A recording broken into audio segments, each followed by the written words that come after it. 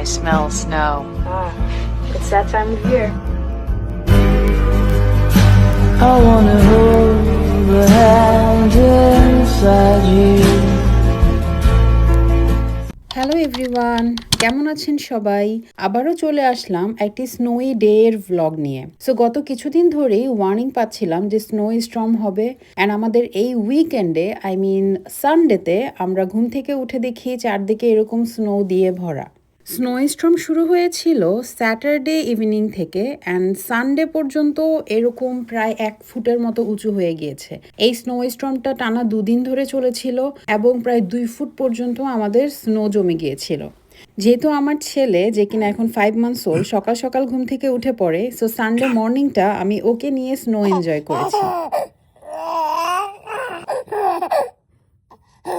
And আমার ছেলেও চারদিকে এরকম সাদা দেখে মনে হয়েছে সে খুব এনজয় করছে, খুব খুশি হয়ে জানালা দিয়ে অবাক হয়ে বাইরে দেখছিল। তো ওকে নিয়ে দোতলায় প্রায় 1 ঘন্টার মতো টাইম স্পেন্ড করে আমি নিচে নেমে আসি। অ্যান্ড যেহেতু হিটার চলছিল বাসায়, সো এয়ারটা খুবই ড্রাই হয়ে যায়, দ্যাটস ওয়াই আগে নিচে নেমে আমি হিউমিডিফায়ার ছেড়ে দিই। অ্যান্ড তারপর আমার ছেলেকে এরকম দোলনায় বসিয়ে আমি কিছু ভিডিও করে নিচ্ছিলাম। এই দেখেন আমাদের ব্যাকয়ার্ডের অবস্থা। ডেক থেকে আমাদের ঘরে ঢোকার জন্য যে গ্লাস ডোরটা, সেটাতেই দেখা যাচ্ছে অলরেডি 1 ফুট উঁচু স্নো জমে গিয়েছে, অ্যান্ড টানা 2 দিনের স্নোফলে এটা আরও উঁচু হয়ে যাবে। তারপর আমি আমার ডাইনিং রুম থেকে বাইরের আরও কিছু ভিডিও করে নিচ্ছিলাম, কারণ যেহেতু সবাই এখনও ঘুমাচ্ছে, আমার হাজব্যান্ড আর আমার শাশুড়ি আছে বাসায়, তারা তখনও ঘুমাচ্ছিল, অ্যান্ড আমার ছেলে উঠে যাওয়ার কারণে আমাকে নিচে নেমে আসতে হয়েছে। সো আমি আমার ছেলেকে নিয়েই আরও ভালোভাবে স্নো এনজয় করছিলাম। সো এই জায়গাটা হচ্ছে আমার খুবই ফেভারিট একটা প্লেস। আমার সুইংয়ে বসে আমি বাইরে এরকম স্নোফল দেখতে পাচ্ছিলাম আমাদের ডেকে। সো ওকে নিয়ে আমার সময়টা খুবই ভালো কেটেছিল ওই দিন। স্নো কখনো একটু লাইটলি পড়ছিল, আবার কখনো খুবই হেভি স্নোফল হচ্ছিল। বাই দ্য ওয়ে, বাংলাদেশে যখন কথা বলি অনেকেই জিজ্ঞেস করে এরকম স্নোয়ের মধ্যে কিভাবে থাকি, বা ইভেন ইউএসএতেও আমাদের যেসব ফ্রেন্ডরা অন্য স্টেটে থাকে তারা বলে কেন তোমরা ওহাইওতে থাকো, এখানে এত স্নোফল, এখানে তো খুবই ঠান্ডা। কিন্তু আসলে বলতে গেলে এই স্নোফলটাও কিন্তু খুবই এনজয় করার মতো একটা জিনিস। বাংলাদেশে থাকতে তো কখনো স্নোফল দেখিনি, অ্যান্ড ইউএসএতে আসার পর যখন আমাদের ফার্স্ট স্নোফল হয়, ওই দিনটা আমরা খুবই এক্সাইটেড ছিলাম। কিন্তু এখন অলরেডি আমরা ইউএসএতে আছি প্রায় 4 বছর হয়ে যাচ্ছে, এখনও কিন্তু এই দিনটাকে আমরা খুবই এনজয় করি। স্নো তো সারা বছর থাকে না, অনলি ডিসেম্বর, জানুয়ারি, ফেব্রুয়ারিটাই হচ্ছে coldest months of the year, and এর মধ্যে হয়তো এরকম স্নো স্টর্ম হয় 2 or 3 days। সো ওই দিনগুলা বাসায় কিন্তু খুবই মজা করি আমরা। অ্যান্ড ওই দিন সকালবেলা আমরা উঠে এরকম ল্যাটকা খিচুড়ি, বিফ ল্যাটকা খিচুড়ি রান্না করি, অ্যান্ড সেটা দিয়ে আমাদের ব্রেকফাস্ট করি যখন বাসার বাকি মানুষরা উঠে যায়। অ্যান্ড তারপরে আমরা চিন্তা করি আমাদের তো ড্রাইভওয়ে, যেখানে গাড়ি রাখি সেই ড্রাইভওয়েটা ক্লিন করতে হবে।